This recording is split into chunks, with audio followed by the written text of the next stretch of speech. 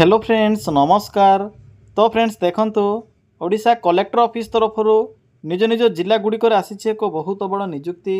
जदि आपण मैंने मैट्रिक प्लस टू कि आईटीआई भी जदि कंप्लीट करेंगे तेरे ये डिफरेंट टाइप पोस्ट आवेदन करेंगे। ये नो एग्जाम रोचे कौन प्रकार एग्जाम ना केवल आपणकर कैरियर मार्क यह सहित इंटरव्यूर मार्क अनुसार सिलेक्शन करा एवं एथिरे एप्लिकेशन फी फ्री रोचे। तो आपण मैंने फ्री ऑफ कॉस्ट रे आवेदन करें निज जिले में पोस्टिंग रहिबो। तो चलतु देखने जे यार फुल नोटिफिकेशन टी कौन रोचे फ्रेंड्स आपण मैंने किपरि आवेदन करेंगे निज मोबाइल रे से विषय भी मुझे ए वीडियो माध्यम जनइबी। तो वीडियो को शेष पर्यंत देखने। तो जदि प्रथम थर पर आम चैनल रे विजिट करुछंती तेबे चैनल टी को सब्सक्राइब करी वीडियो को लाइक करनियंतु। फ्रेंड्स देखंतु ए नोटिफिकेशन टी district collector cum magistrate government of Odisha तरफ ए नोटिफिकेशन टी रिलीज होईची। हु कैन अप्लाई यही पोस्ट रे केउ मन आवेदन करें एथिरे ऑल ओडिशा पिला मन आवेदन करें। आम ओडिशा सबु जिलार पिला माने यही पोस्ट पे आवेदन करें। देखंतु जेंडर टे भी बोथ मेल एंड फीमेल रोचे। उभय पुरुष और महिला प्रार्थी माने भी यही पोस्ट पे आवेदन करें।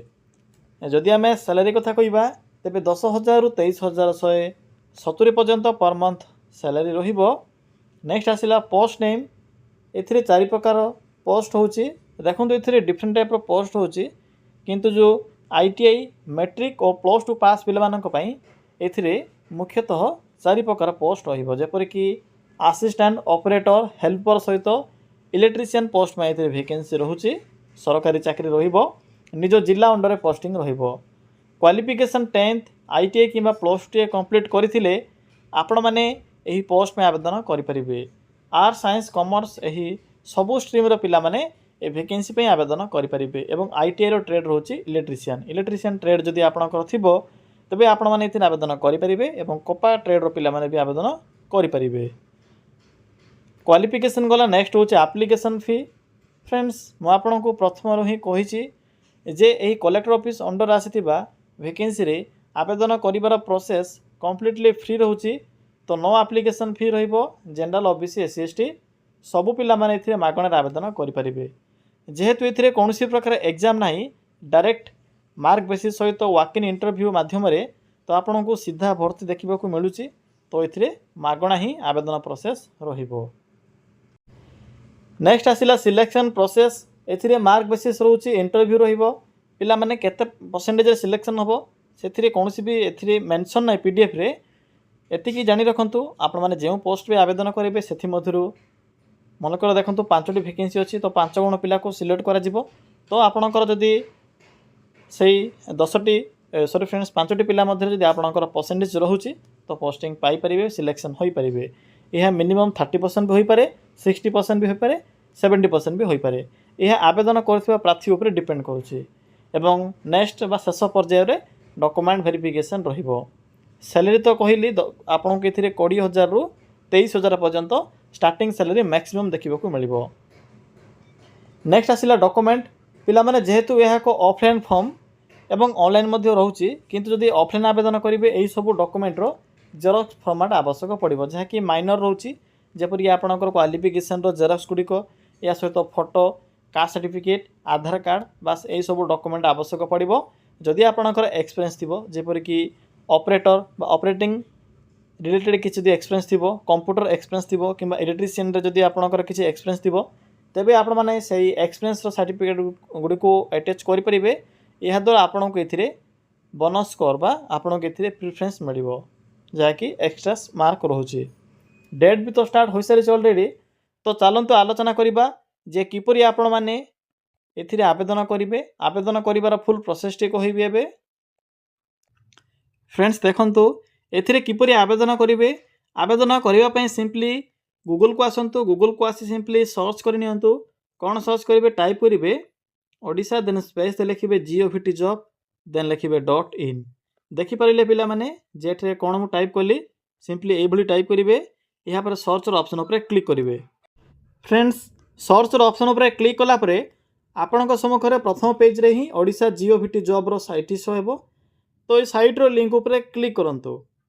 पिलामाने क्लिक कलापर यही एक इंटरफेस शो हो सिंपली तलक आसबे आपन को एक लेटेस्ट जॉबर ऑप्शन टी देखा प्रथम आपन को ओडिशा कलेक्टर ऑफिस रिक्रुटमेंट 2026 रो 2026 नोटिफिकेशन टी शो हो तो सिंपली ये नोटिफिकेशन लिंक उपर क्लिक करंतु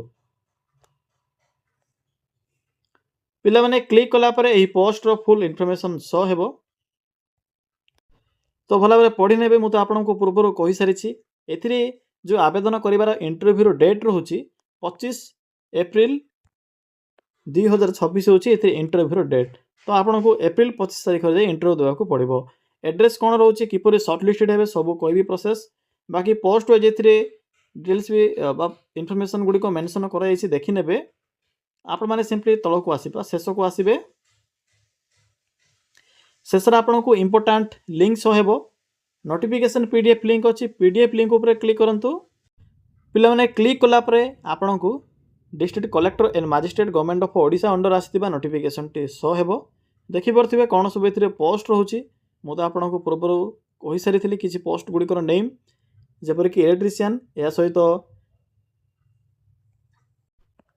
कटिंग कम स्टिचिंग मास्टर या सहित ऑपरेटर देखि परथिबे ऑपरेटर तो अधिकांश पोस्ट में एथिरे मोस्ट ऑफ द पोस्ट में एथिरे मैट्रिक पास रहउछि या सहित ऑपरेटर जहा कि पावर लूम ऑपरेटर या सहित असिस्टेंट देखि परथिबे assistant for digital textile and printing unit या सहित हेल्पर भली डिफरेंट टाइप रो पोस्ट रहउछि तो एथिरे साइड रे सैलरी सहित क्वालिफिकेशन विषय रे मेंशन अछि एथिरे पिला माने देखंतु जदि इलेक्ट्रिशियन रे आवेदन करिवे तबे एथि पई आईटीआई रो सर्टिफिकेट सहित 1 ईयर एक्सपीरियंस आवश्यक पड़ुछि जदि आपण माने कटिंग कम स्टिचिंग मास्टर जदि आवेदन करिवे तबे एथिरे आपण को 25 रो 50 वर्ष एज रहउछि मिनिमम 25 वर्ष आवेदन करिवार 50 वर्ष होछि मैक्सिमम जहा कि मैट्रिक पास रहउछि एवं 5 वर्ष रो एक्सपीरियंस आवश्यक पड़ुछि यहाँ पर आसुछि ऑपरेटर जहा कि पावर लूम ऑपरेटर एथिरे आपण को 12000 सैलरी देखिबा को मिलिबो एथिरे मध्ये मैट्रिक पास रहउछि नेक्स्ट आसिला